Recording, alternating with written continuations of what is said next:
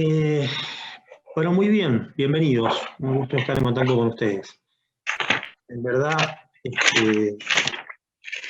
como fue, según lo que ocurrió la semana anterior, lamentablemente no dimos la clase. Yo decidí no darla en función de estas discordancias que tuvimos respecto de los horarios y respecto del contenido de las clases. Es comprensible que hayan existido algunas dudas y que eso nos haya hecho de alguna manera dudar como cátedra, porque bueno, habíamos tenido algunas reuniones previas, habíamos fijado un calendario de acción, una forma de impartir las clases, una forma de trabajar el material, y nos vimos gratamente sorprendidos el de la semana anterior por la implementación de esta posibilidad de reunirnos vía Zoom. Nosotros habíamos dado por descontado que no íbamos a poder tener clases vía streaming de un modo, eh, directo, digamos, al mismo tiempo, o digamos en vivo, porque la cantidad de alumnos dentro del sistema BBB no era manejable. Pero bueno, tuvimos esta grata cuestión y eso nos hizo modificar la forma en la que íbamos a dictar las clases, pues yo lo que le pedí a los profesores que integran las clases y que se presentaron en la reunión de la semana pasada, es que procurásemos mantener clases dictadas vía streaming en tiempo real. A eso se sumó otro problema, que era el problema de los horarios. Bien, yo había acordado con la dirección de la carrera estos horarios, el día jueves y el día viernes, pero en verdad, por las limitaciones que tiene el WhatsApp como mecanismo de contacto y vía de comunicación, a veces no es sencillo interpretar adecuadamente, y tanto yo como la dirección de la carrera incurrimos en algunos errores de interpretación. ¿Está bien? Al avisar nosotros que íbamos a comenzar el día, al avisar yo que íbamos a comenzar el día viernes e íbamos a informar la metodología de trabajo, la dirección de la carrera interpretó que nosotros íbamos a fijar en ese momento qué días y en qué horarios íbamos a tener las clases y cuál era la forma. Yo interpreté que los horarios estaban fijados y que no eran disponibles por nuestra parte. Entonces, esta situación nos llevó a, bueno, a tener estas dudas que empañaron el comienzo del dictado de nuestra materia. Igualmente, sí pudo completarse la presentación de los profesores. Bueno, ahí estamos. Claro, yo creo que los puedo mutear a todos. Bien. Bueno, igualmente pudieron ustedes ver en ese momento cómo es la configuración de la cátedra. En verdad los profesores son muy dedicados, son personas que quieren mucho la disciplina. Y bueno, venimos de un año muy complejo como fue el año anterior, un año en el que no pudimos dictar clases de esta forma, ni siquiera clases vía streaming en contacto directo, porque el año pasado hubo una cantidad de estudiantes muy significativa, 700 estudiantes. Eso generó un cuello de botella gigantesco, eh, gigantesco, en relación a la posibilidad de las evaluaciones y demás, y eso suscitó una cantidad de problemas que, bueno, afortunadamente pudieron más o menos encauzarse, pero que evidentemente en algunas situaciones dejaron algunos flancos débiles. Bueno, este año tenemos esta posibilidad. Estos son nuestros horarios, no son óptimos, evidentemente. Tener una clase a las 13:30 no es óptimo para ustedes, tampoco para nosotros, pero son los que hemos podido coordinar con la dirección de la carrera. Recuerden que de otro modo esta materia debería ser dictada en la mañana y en la tarde. Y si eso pudiéramos hacerlo presencialmente, no habría tanto inconveniente, porque podríamos distribuir las tareas entre los profesores, pero al hacerlo vía streaming es prácticamente imposible conjugarlo con las actividades de los profesores. Ustedes conocen mi dirección de mail, igualmente voy a escribirla. Está bien, pueden escribirme a esta dirección de mail que estoy escribiendo en este momento.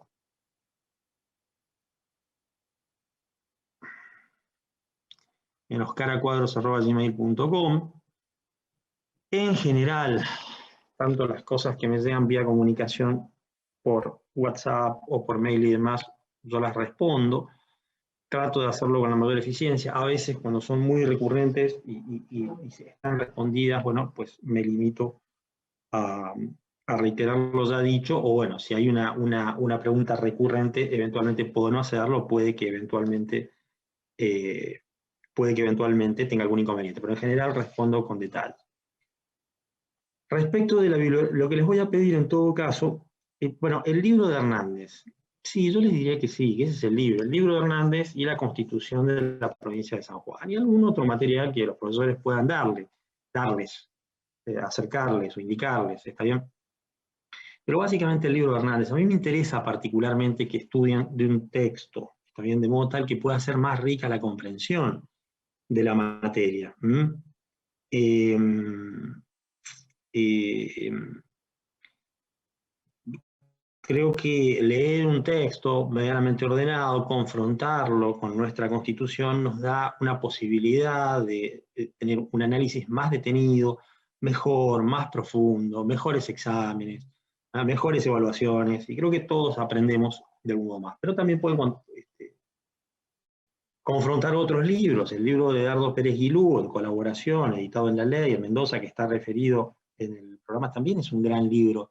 Y básicamente hemos citado estos dos porque son los dos textos más actualizados y más asequibles. Después hay una serie de cuestiones, también hay material que yo les facilitaré, hay algo en Administración y Constitución, que es un libro que edité hace algunos años, hay algo también de todo esto que vamos a hablar particularmente hoy, que está en un libro que se llama Derecho Administrativo, Razonabilidad, Gobierno y Equidad, que está siendo publicado por Astrea en este momento, de mi autoría. Entonces vamos a ir conjugando, pero sí, la idea es que podamos seguir en líneas generales el texto de Hernández.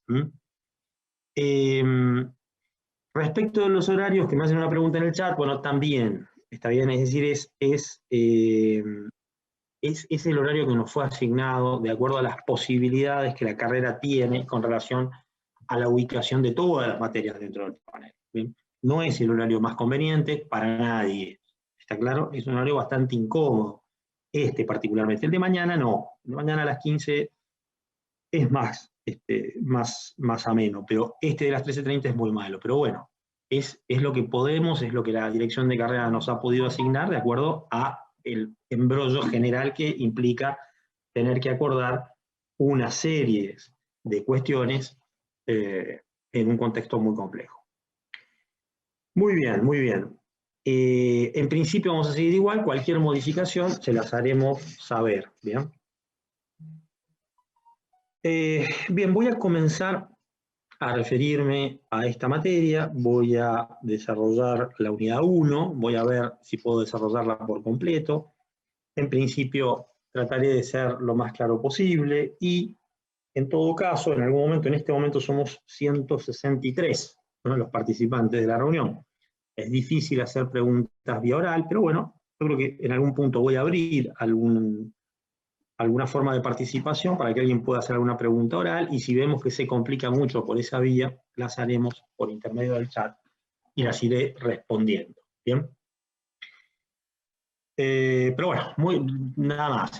Muy grato es para mí poder retomar el contacto, poder retomarlo bien, sin problemas, poder vincularnos de esta manera, que me puedan ver, está bien que podamos dialogar de alguna manera y que esto sea en vivo, ¿no? Que tenga por lo menos ese tipo de inmediatez, visto que la presencialidad no es posible. Bueno, el primer punto de la unidad 1 refiere al derecho público provincial. Al derecho público provincial. Discúlpenme un segundo.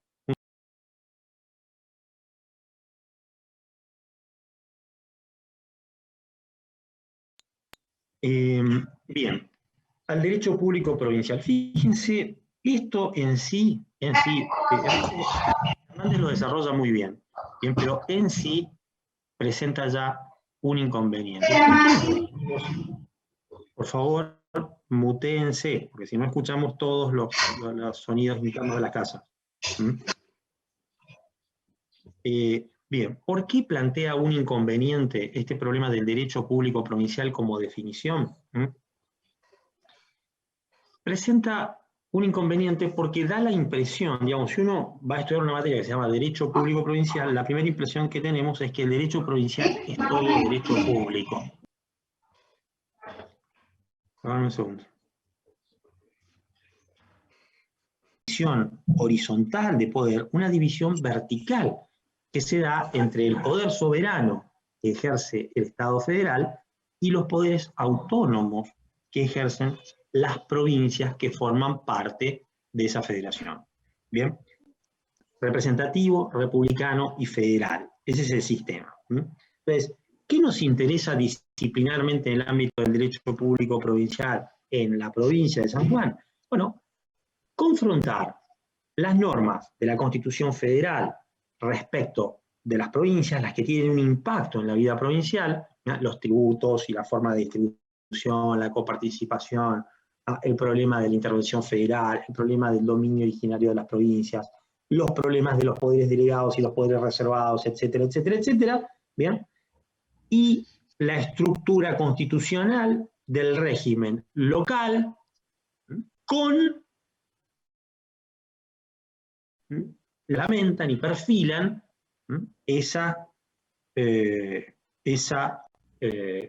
base constitucional provincial. El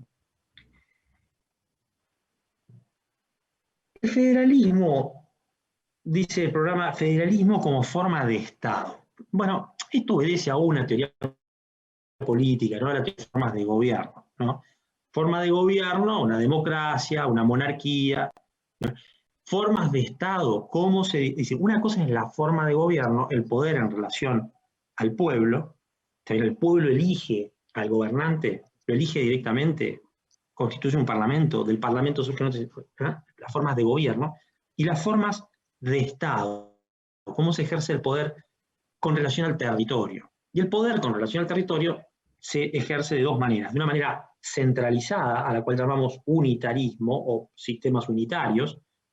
En el mundo, de los 200 países aproximadamente que existen, 160 son modelos unitarios de gestión del poder, o bien descentralizadamente, es decir, el poder se descentraliza o procura descentralizarse.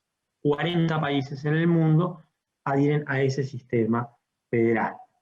Ahora, como bien apuntan los textos, esos 25 países sobre 100 son el 15%. ¿Bien? Ahora, esos 25 países representan el 40% de la población total, ¿bien? Porque hay países federales como la India que aportan 1.000 millones de habitantes dentro de los 7.000. ¿Bien?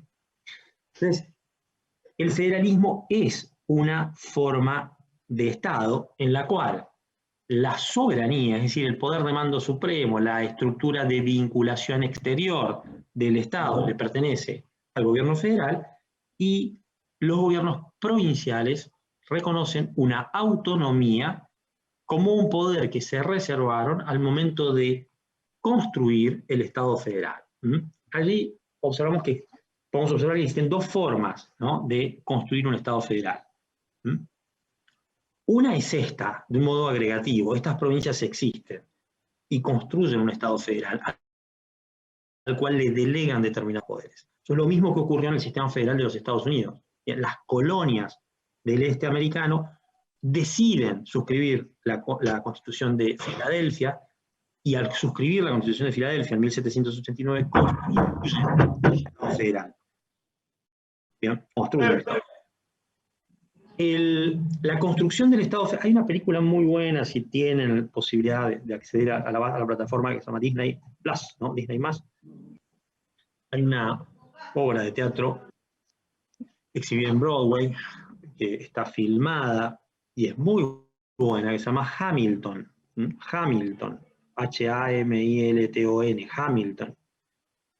Es una gran obra de teatro que, excelente, como un espectáculo de Broadway, en tiempo de hip hop y rap, describe la historia americana de la conformación desde la perspectiva de Alexander Hamilton, que es uno de los padres fundadores de la Constitución. Hamilton, Jay y Madison escribieron los papeles federalistas, ¿bien? Y fueron Hamilton y Madison miembros de la Convención Constituyente de Filadelfia, ¿bien?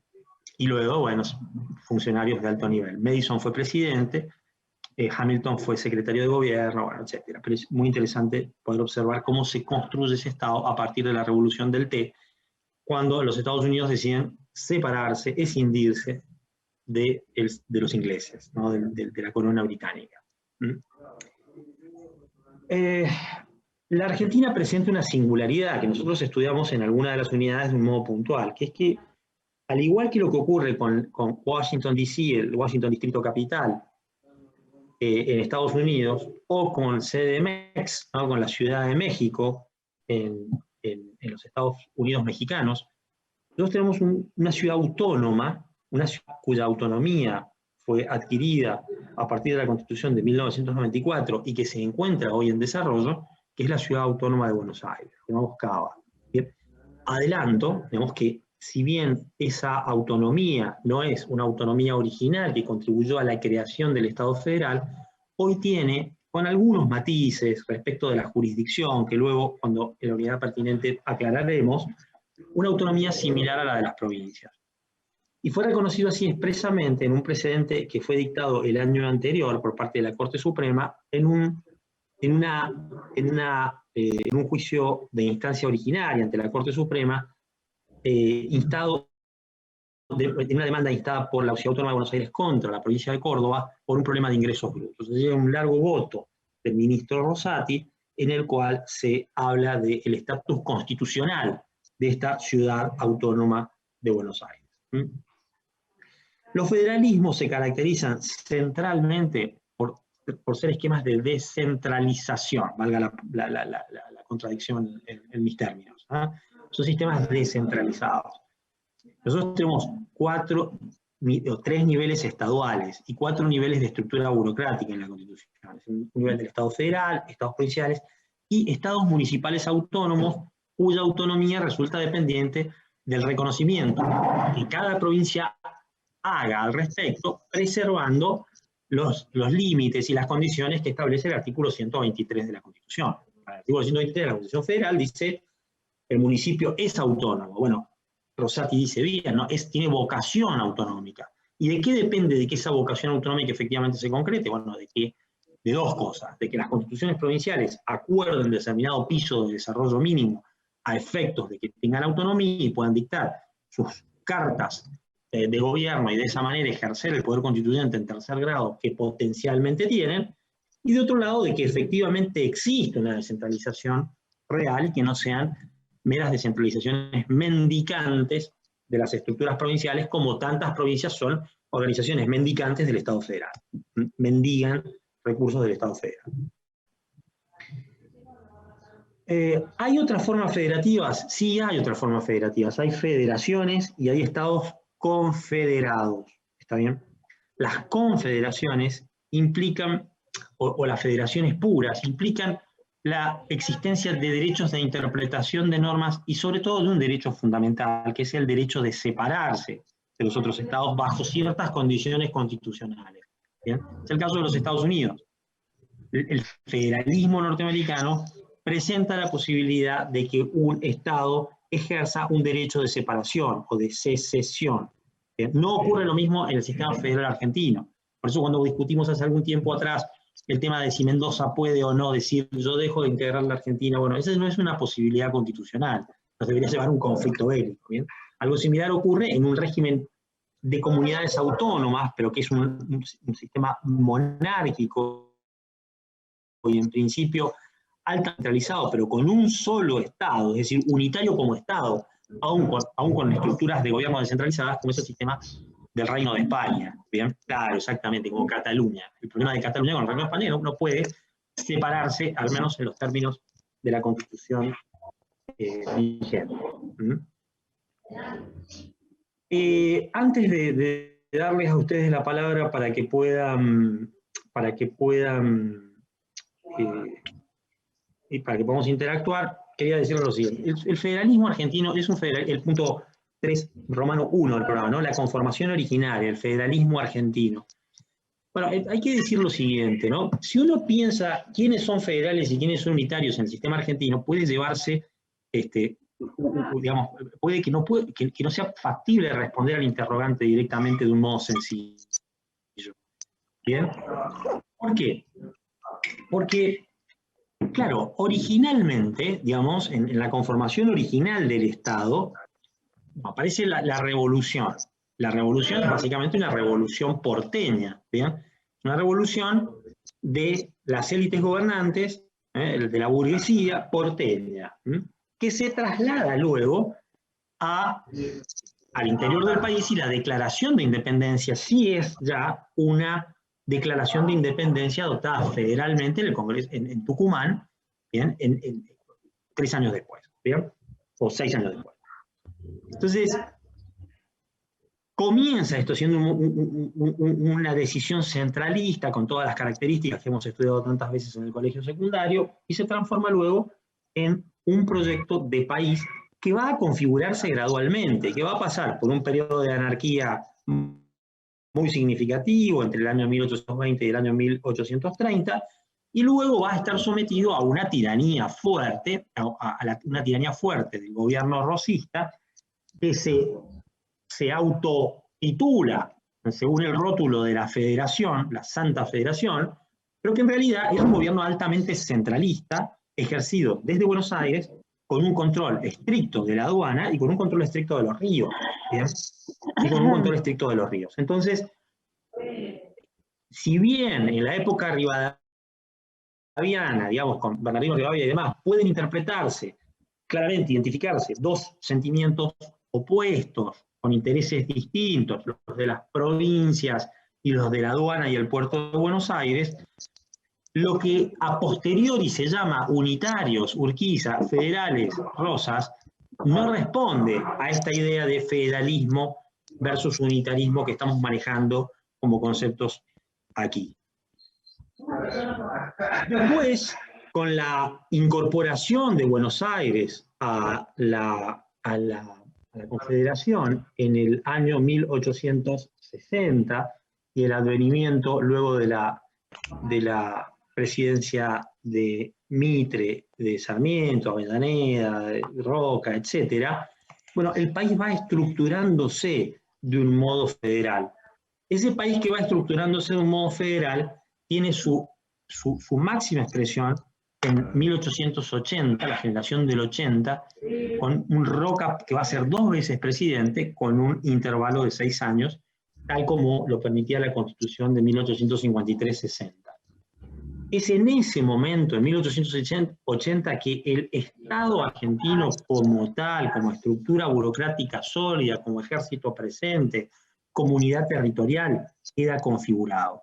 Y ese Estado federal va desarrollándose, toca un punto evolutivo en 1910, cuando la Argentina está entre los países más desarrollados del mundo, y comienza luego a deteriorarse a través de un deterioro que es económico, pero que principia en un deterioro institucional, golpes de Estado, dictaduras, 5 golpes de Estado en el siglo XX y demás. Cada golpe de Estado implica un presidente que designa un interventor en las provincias, la supresión de los gobiernos provinciales, etc. Democracias débiles, bien, hasta el año 1983, la reconstrucción democrática que llega hasta nuestros días. ¿Cómo encontramos el federalismo hoy? Y debilitado, muy debilitado. Si nosotros nos preguntáramos cuántas provincias tienen viabilidad económica, circunstancia en la cual va efectivamente la vida civilizada como territorios provinciales, y muy pocas. ¿Bien? Probablemente Mendoza podría lograrlo, probablemente Córdoba podría lograrlo, probablemente Santa Fe podría lograrlo. La Ciudad Autónoma de Buenos Aires es realmente autónoma, porque digamos, tiene una producción de riqueza muy significativa y tiene un ingreso per cápita por habitante que hoy está ligeramente por debajo de países desarrollados por la devaluación, pero que por momentos ha sido igual que el de cualquier país desarrollado, en promedio, ¿no? Y la provincia de Buenos Aires, si no tuviese una sucesión ininterrumpida de pésimos gobiernos que la han llevado a una cuestión. Pero el resto profesan un federalismo muy relativo. O sea, si nos preguntáramos, digamos, nosotros podemos describir el tesoro provincial. ¿Cómo se conforma el tesoro de la provincia? Son las rentas que obtienen, más los recursos que vienen de coparticipación, más el producido y venta de las tierras. Bueno, así está la Constitución describiendo el tesoro. Ahora, si nosotros analizáramos efectivamente de qué vivimos, nos daríamos cuenta de que vivimos básicamente de la coparticipación federal. Y la coparticipación federal es el modo en que se distribuyen los recursos en el Estado federal.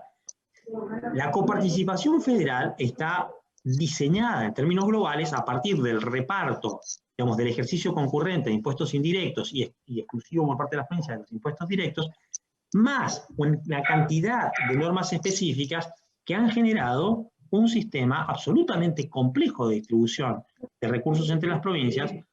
Pero, digo, si yo miro la asignación de recursos coparticipables a la provincia de San Juan, voy a ver que la provincia de San Juan recibe, en términos proporcionales, muchísimo más dinero de coparticipación que cualquier otra, no que todas las provincias argentinas, pero que la mayor parte de las provincias argentinas. Y que 9 de cada 10 pesos, digamos, que la provincia de San Juan gastan, son producto de esa coparticipación federal de impuestos y no de generación de riqueza local. ¿Bien? Entonces, ¿dónde se para el federalismo con realidad de cara a este tipo de problemas? Y en una situación muy debilitada. Esto no es el sistema federal de los Estados Unidos, donde cada estado efectivamente produce y sostiene, ¿está bien? Y busca estructuras productivas y busca incentivos a la inversión. Nosotros tenemos un sistema que es federal en los papeles, pero que se comporta de un modo centralizado. A veces porque las provincias no son viables y no buscan serlo, otras tantas veces porque el Estado federal las subordina con políticas de dominación a partir de la transferencia de fondos. ¿Bien? Muy bien, acá ahora sí, quedo a expensas de sus preguntas y luego continuamos. Pueden hacerlas vía micrófono, pueden hacerlas por el chat. Epa, tenemos 700 mensajes en el chat. Hola, Quiroga Ana Sí. soy. Una pregunta Ana, que ha dígame. estado haciéndose mucho en este tiempo de pandemia y que se la ven todos los noticieros y en diarios, Sí. es justamente eso, de que ahora más que nunca se ha notado el centralismo de la Argentina con respecto a las medidas que ha tomado el gobierno con respecto a la pandemia. Y entonces, ahí cómo es con el tema de salud, con el tema de estas situaciones, ¿hasta dónde es federal y hasta dónde el gobierno puede tomar la decisión? Bueno, muy bien. Bueno, es muy complejo, ¿verdad? Porque esa respuesta nos demanda, tenemos que hablar un poquito en esta unidad de la distribución de competencias. Pero está muy bien la pregunta. Yo les diría lo siguiente. En términos constitucionales, tal como ustedes han tenido oportunidad de estudiar o están estudiando este año, hay dos momentos. Hay momentos de normalidad y momentos de emergencia. Las emergencias pueden ser de diversos tipos. Hay emergencias sanitarias, hay emergencias, las podríamos caracterizar según dos criterios: emergencias políticas y emergencias económicas. ¿Bien? Son siempre emergencias políticas. Las emergencias económicas tienen un cariz específicamente económico, la crisis del 2001 en la Argentina o la crisis de 1989. Las emergencias políticas son más amplias. En este caso, la emergencia política viene del lado de un requerimiento sanitario. ¿Qué es lo que la Constitución, digamos, la Constitución interpretada dentro de un marco de emergencia, ¿está bien? Donde los derechos y las garantías, vamos, donde el poder podría potencialmente avanzar un tanto más respecto de derechos y garantías? Voy a referirme después a eso en términos de filosofía política, pero digo, ¿quién tiene competencia para hacerlo? Bueno, hay que verificar qué requiere uniformidad de criterio y qué no. Voy a explicarlo con un ejemplo de ayer, ¿verdad? El jefe de gobierno de la Ciudad Autónoma de Buenos Aires acaba de decir: yo no estoy de acuerdo con las políticas que implementó el gobierno federal, con esta decisión del decreto de necesidad y urgencia que dictó el presidente en términos del 29 inciso tercero de la Constitución. Por lo tanto, lo que voy a hacer como jefe de gabinete, yo tengo que cumplir con ese decreto porque se comporta tal como si fuese una ley, pero tengo que cumplirlo, ¿bien? Pero hay dos problemas. No pueden, digamos, decirme el decreto: las fuerzas federales, léase el ejército y la policía federal, van a hacer cumplir esta norma. Yo tengo una policía de la ciudad, ¿por qué razón? Digamos, ¿qué estamos en una situación de intervención federal? No, bueno, si no es intervención federal, que tiene que ser dispuesta por el Congreso y que no puede ser dispuesta por decreto de necesidad de urgencia o por el Ejecutivo, hablemos de otra cosa. Si no es así, esto no puede ocurrir. La segunda cuestión que dice el jefe de gobierno de la ciudad es: no estoy de acuerdo con la suspensión de las clases. Ahora, ¿qué hago para evitar eso? Presentó una acción de amparo en instancia originaria de la Corte Suprema de Justicia de la Nación, porque es un proceso que se da entre una ciudad autónoma y el gobierno federal, un conflicto de competencia originaria del alto tribunal. Y pido que se garantice el dictado de clases y que se autorice a la ciudad el dictado de clases, etcétera, etcétera. ¿Bien? Entonces digo, ¿qué se está discutiendo? Y respondo a la pregunta. Se está discutiendo qué puede ser objeto de regulación en la situación de emergencia y en el marco de la pandemia por parte del Estado federal y qué no. Hasta las medidas de emergencia dictadas el año pasado, todas las decisiones fueron centralizadas por el Estado federal. Eso parecía claramente un déficit de respeto por las autonomías provinciales. Las primeras que se implementaron este año fueron más respetuosas de las autonomías provinciales. Dijeron a las provincias, miren cuál es la situación sanitaria de cada uno. Es decir, ¿por qué los sanjuaninos estaríamos en la casi? No lo sé. Pero digo, si el porcentaje de ocupación de camas de terapia intensiva es tal o la ratio de contagio del virus es tal. Eso conviene apreciarlo localmente. ¿Bien? Conviene apreciarlo localmente. Pero hay otras cuestiones, como el comercio interjurisdiccional, etcétera, que dependen de la cosa. Ahora, esto interpretado dentro de un contexto excepcionalísimo, ¿bien? Al cual hemos podido asistir en nuestras vidas. ¿Bien? Inédito, absolutamente inédito. Está bien, que se llama pandemia, ¿está bien? Y que se repite cada 100, 200, 300 años en el mundo. ¿Está bien? Bueno, ese contexto excepcionalísimo nos da esta respuesta constitucional que hace pensar al sistema federal. ¿Bien? ¿Cómo se discierne cada competencia? En términos constitucionales. La mirada con los anteojos de la emergencia, ¿es una mirada distorsiva? Sí, es una mirada distorsiva.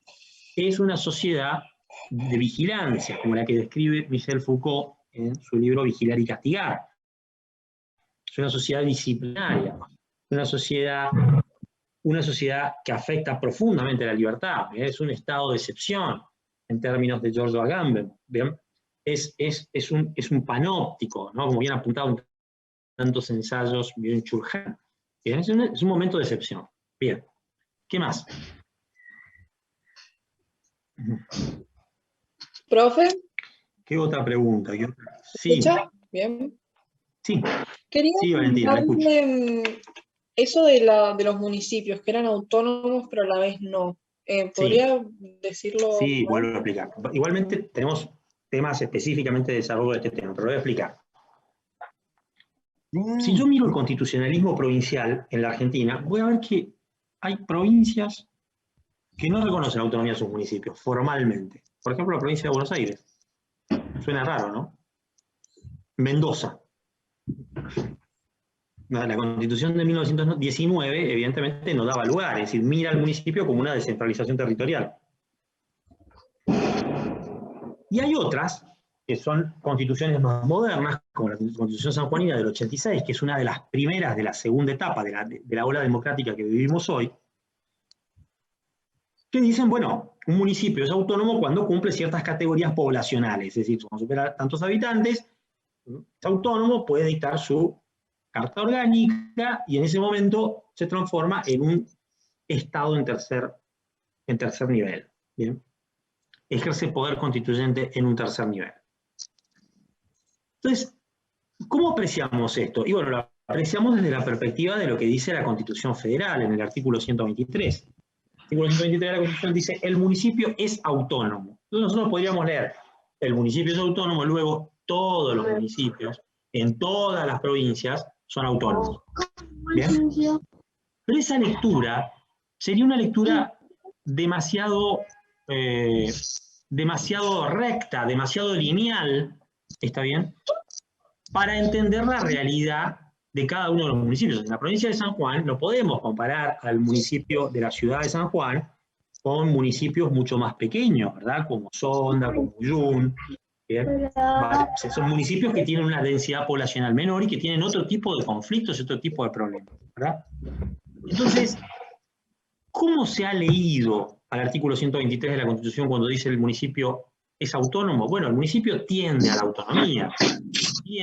autonomía. Entonces, hay que procurar desde el constitucionalismo provincial reconocer esta regla constitucional. Eso lo dijo la Corte Suprema en 1989 en el precedente Rivademar contra la Municipalidad de Rosario, Ángela Rivademar contra la Municipalidad de Rosario, y luego la Corte lo implementó, la Convención Constituyente lo implementó en la reforma de 1994, en el artículo 123. Pero hay una tendencia autonómica del municipio.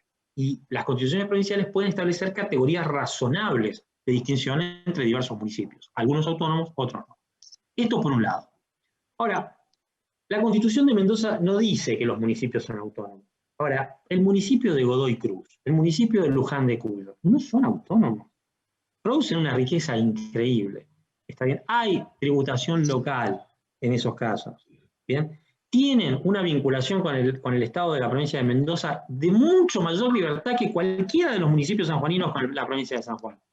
¿Está bien? Entonces, la autonomía tampoco es algo que pueda apreciarse estrictamente en los rigurosos y formales términos del derecho. También hay que mirarla en la realidad. ¿Está bien? ¿Quién puede dudar que Lomas de Zamora es autónomo? ¿Está bien? O que son autónomos, son verdaderamente autónomos. ¿Está bien? ¿Respondo a la pregunta, Valentina? Sí, gracias. Bien, muy bien. ¿Qué más? ¿Qué otra pregunta?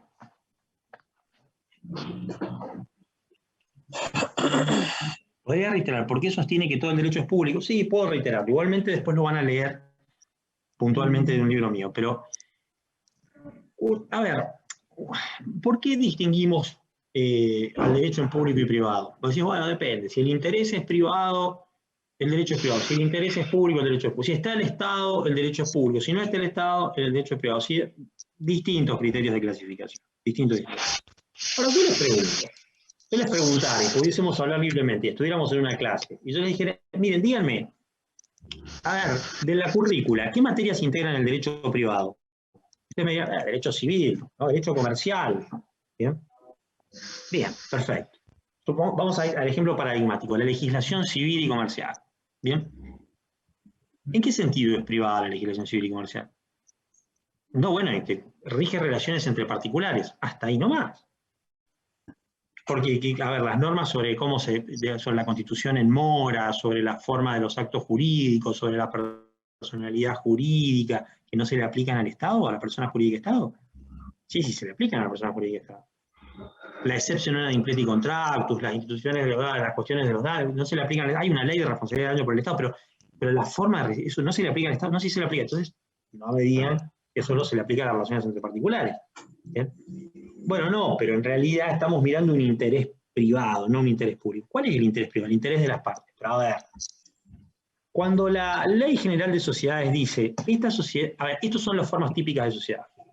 Y si usted quiere constituir una sociedad, dígame cuál de estas quiere constituir. No la que a usted se le ocurra. ¿Cómo lo está disponiendo? ¿Indicativamente o me está obligando a hacerlo así? Yo tengo que elegir. Cuando el Código Civil y Comercial dice, esta es la forma de los actos jurídicos, ¿bien? Si usted va y compra una remera, bueno, tema tributario, va, lo compra, no importa, no firma un contrato por escrito, ¿está bien? Pero si usted va y compra una casa, tiene que sobre todo compraventa, tiene que inscribirlo, tiene publicidad, esto, ¿bien? Cuando el Código Civil y Comercial dice, estos son los derechos reales, y no hay más que estos, ¿qué es lo que está haciendo? Está estableciendo normas con condición imperativa. ¿Qué es lo que hace el derecho? El derecho ordena, prohíbe, obliga. Las proposiciones jurídicas son enunciados deónticos, son enunciados de deber, nos dicen cómo debemos actuar, qué debemos hacer. Todas las reglas jurídicas operan así. Usted me dirá, no, pero hay algunas que son meramente indicativas y supletorias de la voluntad de las partes. Es correcto. Hay un margen de esas, pero son mínimas. El dirigismo contractual cada vez es mayor. Y si no, piensen en la Ley de Defensa de los Consumidores. ¿Bien? Si como la Ley de Defensa de los Consumidores, tenemos un nuevo inconveniente. A ver. Bien. Bueno, yo voy a tratar de solucionar esto para la clase de mañana. Bien. Entonces digo, fíjense cómo la Ley de Defensa de los Consumidores y Usuarios ha incurrido en un dirigismo contractual. Entonces me dice, bueno, mire, pero si yo tengo que interpretar, estos son los criterios de interpretación, y aunque usted haya firmado esta cosa, deberíamos interpretarla porque está a favor. Entonces, el derecho es un fenómeno público en el sentido de que está construido por enunciados deónticos, por normas jurídicas que obligan o prohíben, que no refieren al ámbito tutelar de la libertad individual, al ámbito de la autonomía, sino a la vida de las personas junto con otras personas.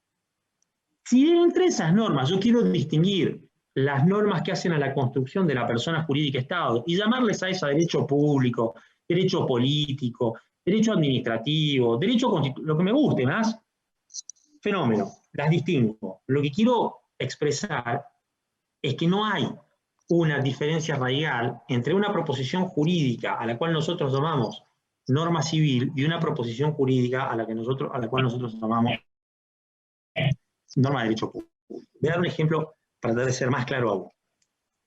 El Código Civil y Comercial dice que los límites a la... Por ejemplo, ¿no? Que si yo le tiro el humo de la chimenea que tengo en el techo de mi casa al vecino, el vecino tiene derecho para decir, mire, esta inmixción me está perjudicando, ir a un juez y decirle, mire, señor, no, evite que esto ocurra.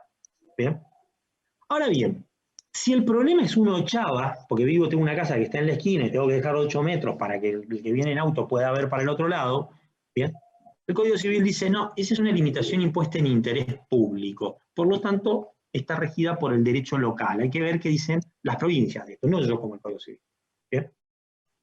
Ahora bien, el mismo Código Civil dice, pero la sirga o el camino ribereño lo determino yo. Entonces, en todo río el camino ribereño es tanto. Y si una provincia dice, no, mire, eso me parece que debería ser menos, no, es tanto. Porque las obligaciones y las relaciones entre acreedor y deudor y los derechos de propiedad los establezco yo. ¿Cuál es la diferencia entre la limitación impuesta a la propiedad por la ochava y la limitación impuesta a la propiedad para evitar humos, ruidos y olores hacia una propiedad distinta? ¿Y uno es en interés público, otro es en interés privado? No. Porque no es que la de humos y olores sea en beneficio de doña Tota, está bien, y la otra en beneficio de todos. Todas son en beneficio de todos. El punto es que prácticamente el Código Civil no puede legislar cada una de las restricciones edilicias sin considerar las particularidades edilicias de cada región y de cada lugar, y esto sería absolutamente imposible. Por lo tanto, eso hace al derecho local. ¿Está bien? Pero no puedo distinguir una cosa de derecho privado, otra cosa de derecho público, porque en un caso lo legislan la provincia y en otro caso lo legisla el Estado federal. Voy a volver sobre esto probablemente en unos minutos cuando me refiera a la distribución de competencias. Si no, mañana cuando me refiera a la distribución de competencias legislativas.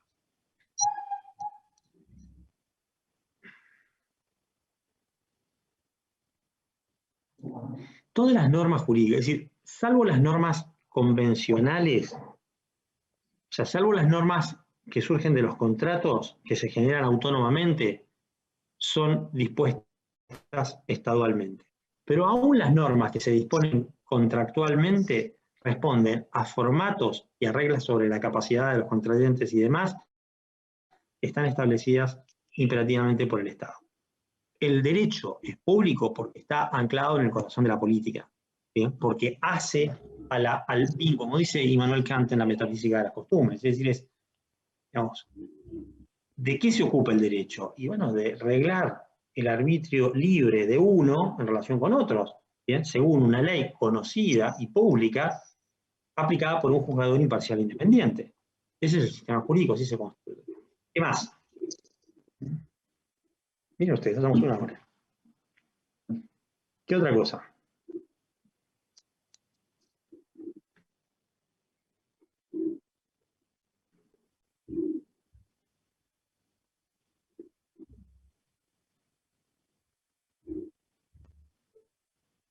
¿Qué más?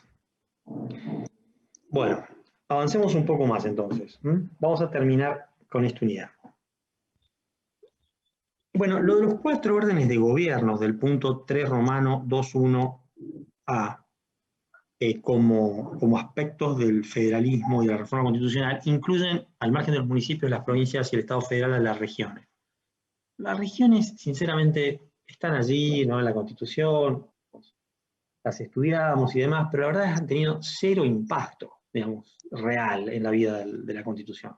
Bien, se constituyeron, hubo un gran impulso inicial, digamos, pensábamos a la Argentina como el Reino de España, las comunidades autónomas, etc. La verdad es que no han tenido ninguna vigencia.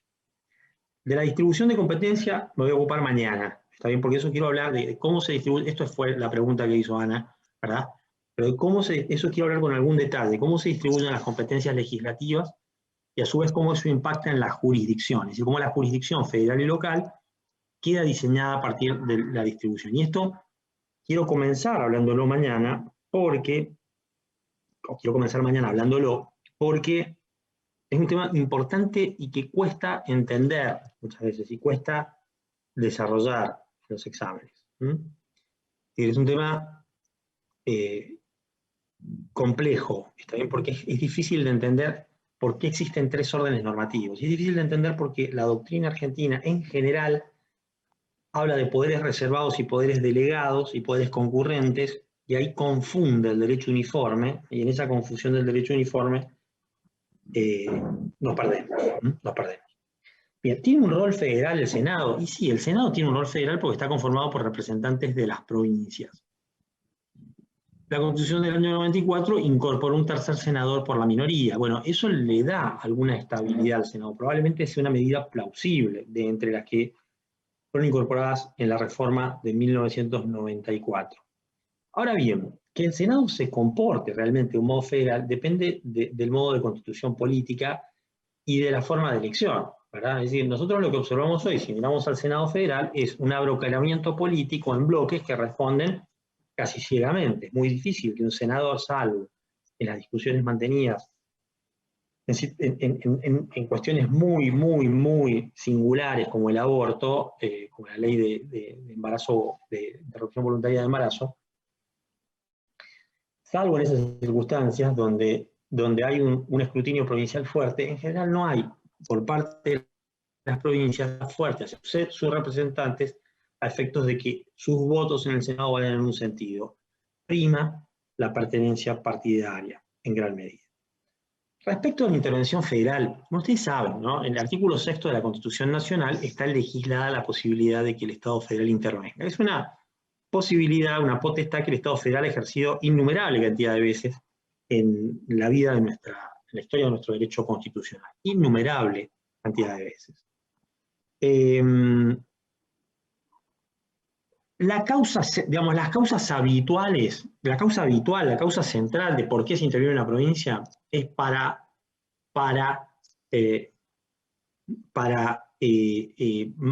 sostener la forma republicana de gobierno. O sea, ese es en el 99,9% de las veces lo que ocurre. Puede que se dé otra causa que es la de sedición, es decir, que el Estado federal deba apoyar, está bien porque hay un movimiento insurrecto fuerte dentro de la provincia que pretende tomar el poder o que está conspirando contra el poder, entonces hay que fortalecerlo. Pero la mayor parte de las veces es para garantizar el sistema republicano. No es por una invasión extranjera o porque una provincia invade otra, ¿verdad? Es una hipótesis que en la historia constitucional argentina no se han dado. ¿Bien? ¿Qué apunta la Constitución de la provincia de San Juan respecto de la intervención federal? Y es una norma interesante, que es algo que la jurisprudencia de la Corte ha establecido con claridad, pero la Constitución de San Juan lo dice, es los poderes de la intervención están acotados a la ley que declara la intervención, ¿bien? Y si hay designación de mandatos, cesan con la intervención. ¿Por qué es esto así? Porque no cabe ninguna duda de que una intervención federal que puede ser dispuesta respecto de un poder, dos poderes o los tres poderes, está bien, cesa, por ejemplo, si la intervención es al Poder Ejecutivo, que es lo que la mayor parte de las veces ha ocurrido, bien, o al Poder Ejecutivo y al Poder Legislativo, pero al Poder Ejecutivo se interviene y una vez que cesa la intervención, bueno, hay que elegir nuevamente a un gobernador. Bien, pero no es tan fácil interpretarlo si, ya contesto, no es tan fácil interpretarlo si la intervención se hace al Poder Judicial, porque ahí cesan los mandatos de los jueces que están en ejercicio. Entonces, ¿qué ocurre con los que han sido designados? Bueno, la Constitución de la provincia de San Juan dice, cuidado, solo por el tiempo en que han sido designados. Parece plausible la solución que propone la Constitución de la provincia de San Juan. Una pregunta que dice, ¿el caso de Formosa se puede dar la intervención? Si bien la Constitución Provincial de Italia permite la reelección y terminar con el tema de la representación de derechos y lo denunciaba ante Gildo Infran. Bien, claro que sí, pero deben darse dos circunstancias. Debe sostenerse la forma republicana de gobierno, pero además debe haber una voluntad política muy clara del Estado federal de hacerlo, cosa que hoy no existe respecto a la forma. Formosa ha violado flagrantemente los derechos humanos de las personas, internándolas, está bien, durante cualquier cantidad de tiempo, manteniéndolas fuera de las provincias, cerrando a personas dentro de una ciudad sin dejarlas salir, está bien. Y si no es por las denuncias de Human Rights Watch o de la prensa argentina, de algún sector de la prensa argentina, el gobierno federal mandó a su secretario de Derechos Humanos y el secretario de Derechos Humanos se quedó parado frente a esa situación diciendo que está todo perfecto. No solo es la norma, es también la voluntad política de actuar.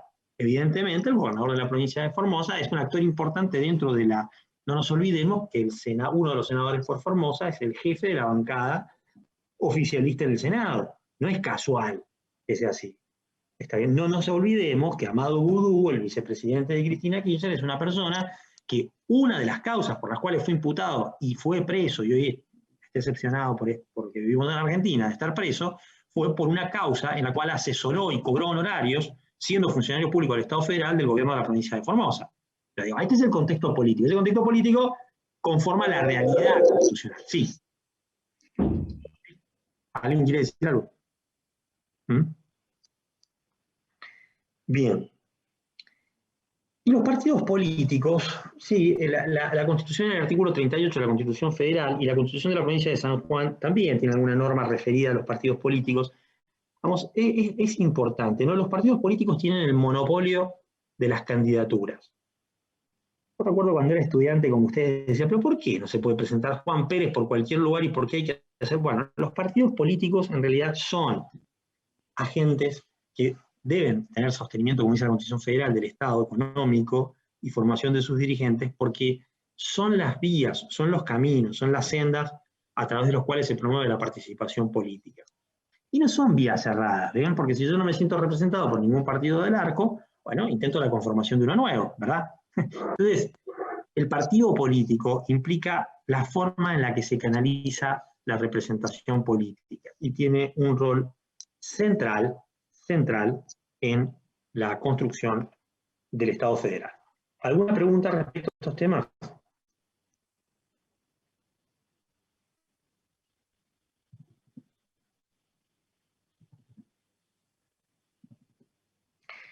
Bueno, de la distribución de competencias en materia impositiva he hablado, puedo hablar más, no puedo hacerlo con más detalle, pero algún lineamiento existe. De la coparticipación impositiva en 2 líneas hemos hablado. La autoridad fiscal federal es la AFIP, ¿no? La Agencia Federal de Ingresos Brutos, y la autoridad fiscal y la autoridad de Seguridad Social Federal es la Administración Nacional de Seguros de la Seguridad Social, la ANSES. A ver, cuando estudiemos la distribución de competencias y podamos ver en detalle cómo están distribuidas las competencias, vamos a darle más entidad. Si no, hablaríamos solo de la estructura burocrática de configuración de estas 2 instituciones, o de un banco federal como es el Banco de la Nación, y cómo los bancos, digamos, cómo toda provincia tiene un banco público-privado, o sea, de patrimonio estatal o de patrimonio privado, que es su agente financiero. Pero creo que una vez que vayamos recorriendo la materia, vamos a poder darle más contenido a estos temas que van a volver a surgir. Sí me interesa hablar del problema de las provincias y los convenios internacionales, y del dominio originario de los recursos naturales por parte de las provincias. Y con esos 2 temas, luego de responder las preguntas que ustedes me hagan, vamos a terminar la clase de hoy. La Constitución Federal, en la segunda parte, en la segunda parte, cuando se refiere a los gobiernos de provincia, a través de un agregado, un artículo que fue agregado con motivo del proceso de reforma constitucional de 1994, refirió estas 2 posibilidades. Brevemente dijo, el dominio originario de los recursos naturales es de las provincias. Pues es una cuestión muy discutida, ¿no? Las provincias, ¿a quién le pertenecían los recursos mineros? ¿A la provincia de San Juan o al Estado Federal? Los recursos hictícolas a las provincias que tienen costa ribereña con el mar territorial. Los recursos de gas y petróleo, en el caso de las provincias que tienen explotaciones de ese tipo. ¿A quién le pertenecen esos recursos? La Constitución Federal zanjó esa polémica. Son recursos que le pertenecen al dominio originario de las provincias. Decir que le pertenecen al dominio originario de las provincias significa tanto como decir que les pertenecen en propiedad. Para explicar esto, quiero fijarme si, porque claro, hay un apartado en la unidad 2 que se refiere al dominio y jurisdicción del gobierno federal, de las provincias y de los municipios, y comienza con la jurisdicción federal sobre bienes del dominio público. Allí vamos a ver más en detalle esta cuestión. Pero basta aquí con explicar lo siguiente. Esos recursos le pertenecen a las provincias. No obstante, existe un sistema de regalías, en todos los casos, o de fee que se pacta para el Estado federal. Bien, esas normas son distintas según el caso de que los recursos sean hidrocarburíferos, sean de riqueza minera, sean ictícolas, etc. Y en algunos casos, ese problema de poder determinar las alícuotas, ¿está bien?, de fee del Estado federal respecto de la participación de los recursos que son del dominio originario de las provincias, genera disfuncionalidades en el reparto de fondos entre las provincias. La segunda cuestión es que también por imperio de la modificación operada en este artículo por la reforma constitucional del año 1994, pueden celebrar tratados parciales con estados extranjeros. Ahora bien, esos tratados parciales con estados extranjeros deben cumplir con una condición básica: no pueden invadir las competencias de representación exterior que tiene el Estado federal soberano. 1. 2. Esos tratados que suscriben con terceros países deben ser puestos en conocimiento, dice la Constitución, del Congreso Nacional. Es decir, el Congreso Nacional debe estar atento a esto. Esto implica que existe una facultad de impugnación del Estado federal respecto a la posibilidad de acordar determinadas cuestiones.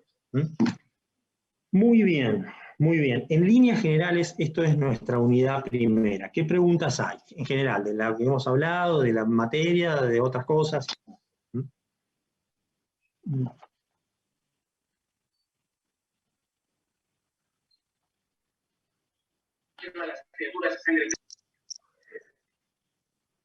¿Perdón?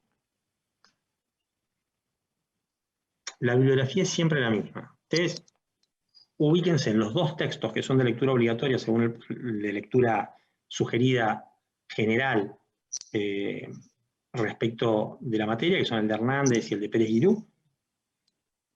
En todos los casos confronten la Constitución provincial, y si hay una indicación expresa de parte nuestra, bueno, miren esa indicación expresa de parte nuestra. Las clases van a ser los días jueves y los viernes. Si existiese alguna modificación al respecto, les será informada. Pero por el momento, estos son los días y los horarios de las clases. Sí, vamos a ver, voy a mostrarles el libro. Este es uno de los libros, ¿bien? Derecho Público Provincial, Antonio María Hernández, ¿bien? Derecho Público Provincial, Antonio María Hernández. El otro libro que pueden consultar con mucho provecho es este, perdón.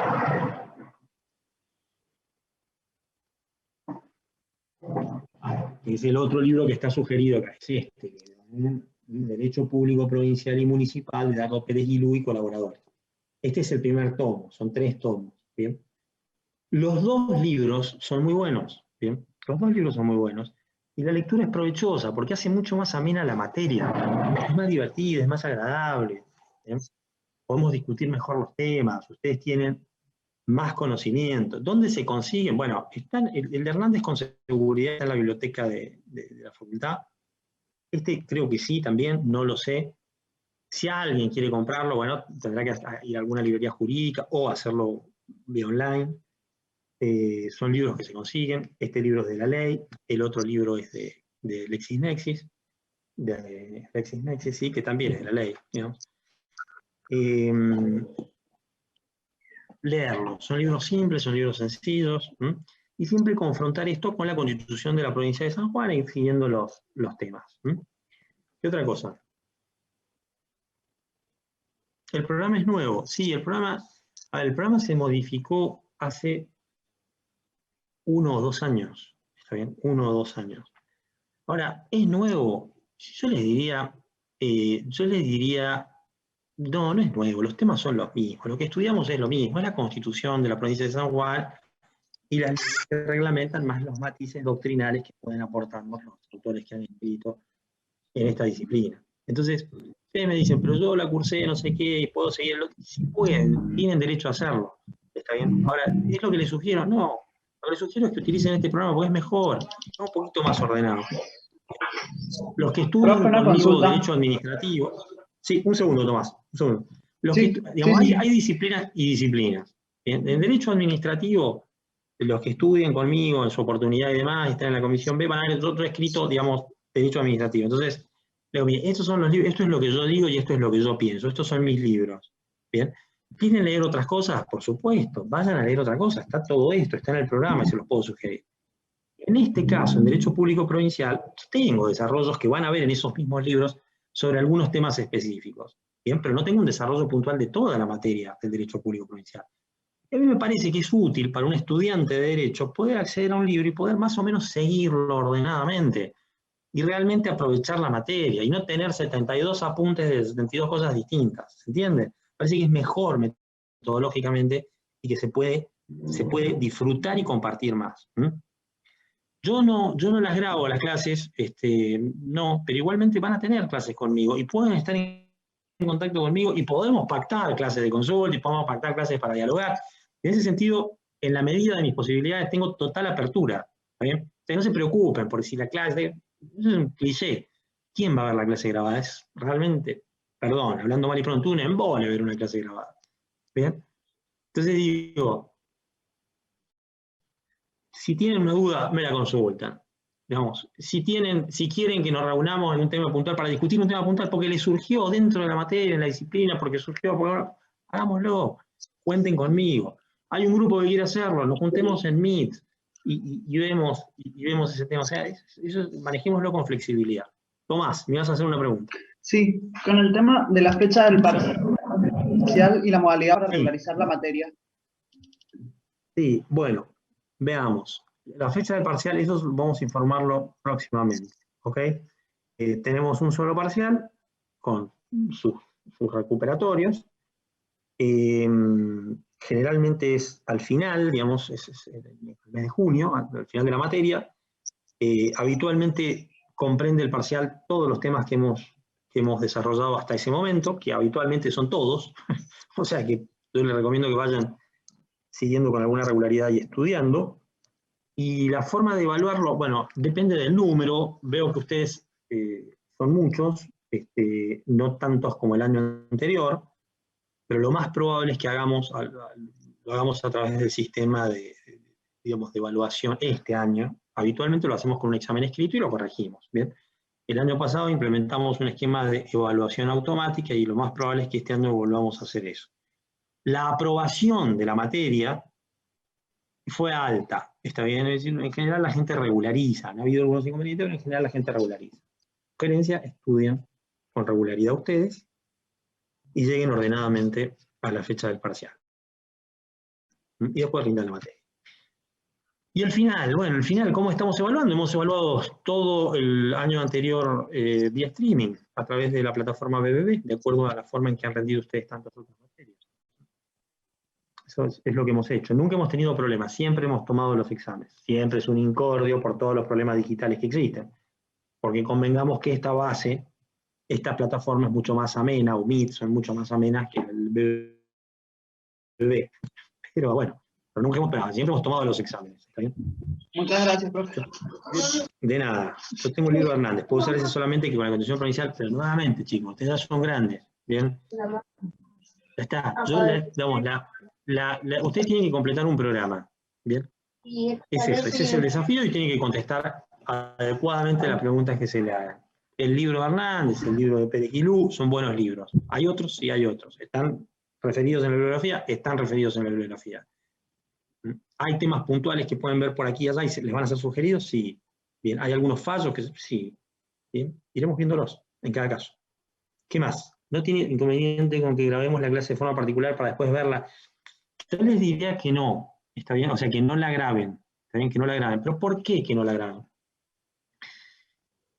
Sí, nosotros nos estamos conociendo en este momento, ¿está bien? Yo soy una persona apasionada con mis ideas y procuro ser coherente con lo que pienso y lo que digo acá ante, en este momento, 167 personas a las cuales no puedo verle la cara, es más o menos lo que digo en todos los escenarios. Imaginarán que si se tratara de ser más cuidadoso, muy puntual, o fuese temeroso en expresar mis opiniones, digamos, me terminaría limitando a un desarrollo muy escueto de las cuestiones. Pero el uso del material nunca sabemos cuál va a ser. Y no lo digo por ustedes puntualmente. Alguien graba, eso después queda colgado en no sé dónde, luego otra persona lo edita. ¿Está bien? Y entonces yo ya no termino diciendo lo que dije en esta clase, termino diciendo lo que quien edita eso dice que digo. ¿Está bien? Por eso no me gusta grabar las clases. ¿Se entiende?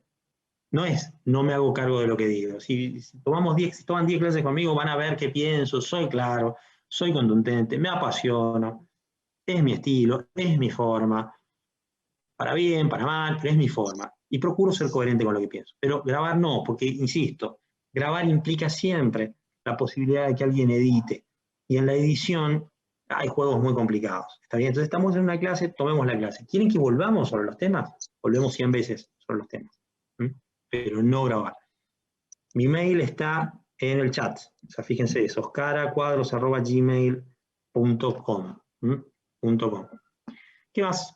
Como dice Susanita en una de las tiras de Mafalda, ¿no? Susanita dice, la verdad, le dice a Mafalda, ¿no? La mira a Mafalda y le dice, la verdad que la cosa mal mirada es apasionante.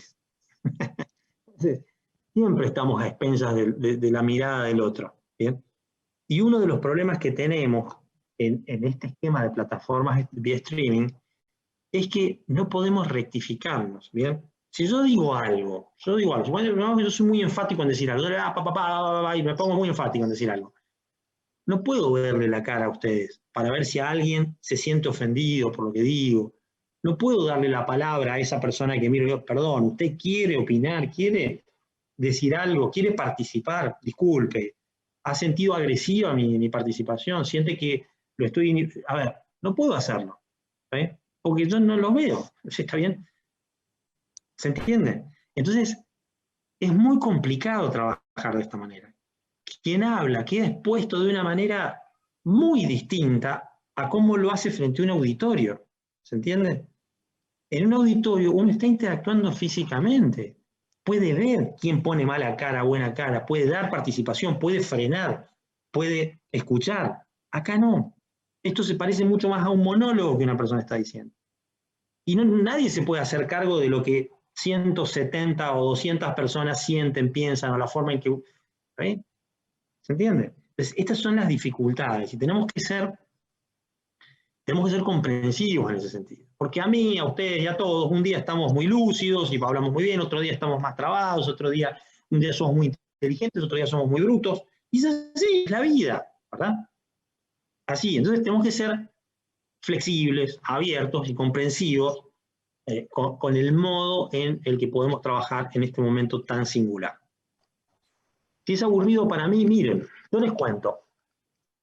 Hay un problema con el número, ¿está bien? Hay un problema con el número. Evidentemente, si son 165 en este momento, 200 en otro momento, y la posibilidad de interacción es muy baja.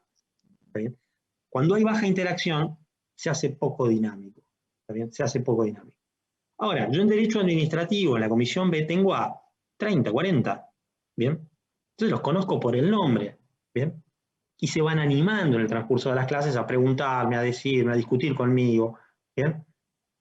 En otros cursos de otro grupo, en ingeniería tengo a 20 ingenieros que charlan conmigo y que me matan a preguntas de las más variadas del derecho, ¿no? Porque estamos hablando del sistema eléctrico.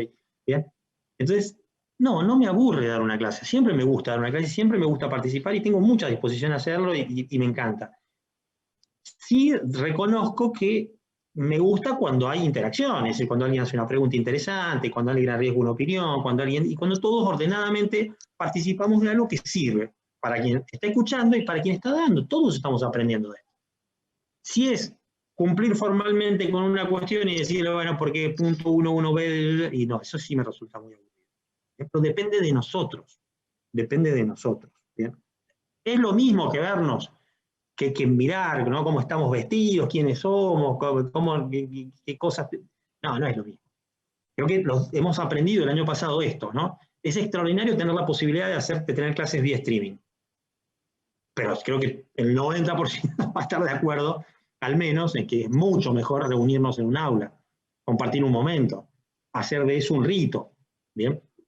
Entonces, ese es el punto. Y además, la otra cosa que a veces me preocupa, yo soy bastante despreocupado en esto, y bueno, cuando me enojo, y cuando digo, y cuando no digo. Está bien. Pero digo, me preocupa a veces esto que les decía antes, ¿está bien? No tener la posibilidad de rectificar ni de dialogar. Entonces que alguien diga, no, porque entonces el profesor dijo tal cosa. Bueno, pero nunca me dio la posibilidad de volver sobre el tema, de darle lugar a la participación, de que nos escuchemos todos, ¿entiende? Eso me preocupa, ¿está bien? Porque vivimos momentos de mucha sensibilidad, de hipersensibilidad. Y a veces decimos cosas equivocadas o interpretamos equivocadamente. Eso sí me preocupa. Pero con buena fe podemos solucionar todo. ¿Qué más? Mañana voy a dar la clase yo, sí, a las 15, ¿es verdad? No, 15, no es 15:30, 15. ¿Sí? Ok. Mañana les doy la unidad 2, piensen en cualquier cosa de la unidad 1 que haya quedado remanente, planteen cualquier duda, cualquier interrogante al comienzo de la clase de mañana, hablamos de algunos puntos de la unidad 2 y bueno, ya seguramente en adelante irán continuando los profesores que integran las clases. Sí, si quieren, si pueden y prefieren mantener las cámaras encendidas, háganlo, para mí es mejor verlos que no verlos. No sé cómo responder el sistema si todos encienden las cámaras. A lo mejor se cae el sistema y le tengo que pedir que apaguen todos. Está bien. Pero yo creo que me parece que podemos tener las cámaras encendidas. Y no hay problema. Yo prefiero verlos. Yo prefiero verlos siempre. Bueno, ha sido un gusto. Gracias a ustedes, estamos recuperándonos. Un comienzo accidentado. y bueno, vamos a tener un buen año. Vamos a tener un buen año si Dios quiere. Quedo atento. Muchas gracias. Chao. Adiós. Chao, profe, hasta luego. Chao, adiós. Hasta luego. Chao, profe.